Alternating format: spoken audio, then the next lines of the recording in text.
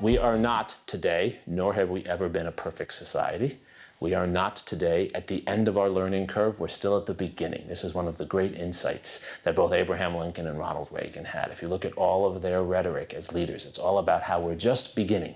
It's morning in our society, and we're learning.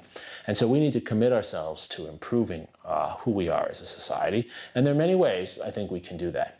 The two I'd like to stress as a historian are things that we have seen in the past that have contributed to broad social improvement across races and genders and groups within our society. One is no doubt education. And I don't mean just education in terms of throwing money at institutions. I mean asking big questions and sometimes uncomfortable questions about the kinds of education we want our young people to have. What do we want to invest in? Where do we want it to go, and what kinds of minds do we want to inspire and open up in our society?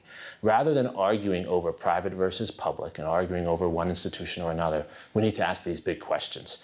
Every generation of Americans that has produced anything on a big scale has changed the way they educate themselves. We need to do that. And that requires partnership between our institutions, but also our citizens and our leaders. And we need to be willing to pay for that. And we need to be willing also to sacrifice other things. We have to ask ourselves, should we put more money into educating a new generation or put more money into other things that might be less important for our future? Priorities are crucial. Sacrifices are necessary, but that's part of improving. I tell my students all the time, you don't improve yourself by saying you're going to do everything. You improve yourself by saying there are things you really care about, that you're going to do really well. We have to say that as a society about education.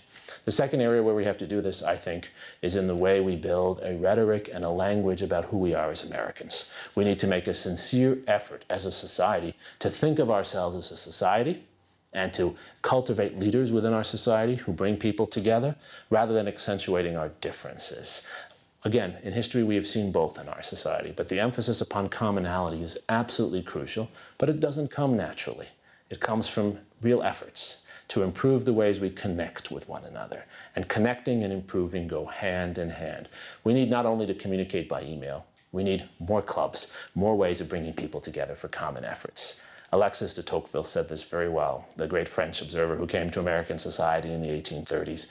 He said American society was filled with dirty politics and scoundrels, but it was also filled with clubs and organizations and ways of connecting that no other society had seen. That's what we need more of today. We improve by educating, we improve by connecting, we improve by bringing people together. And I think the opportunities for that are extraordinary. I see them every day in my students. And we need to make that more of a model for society, I think.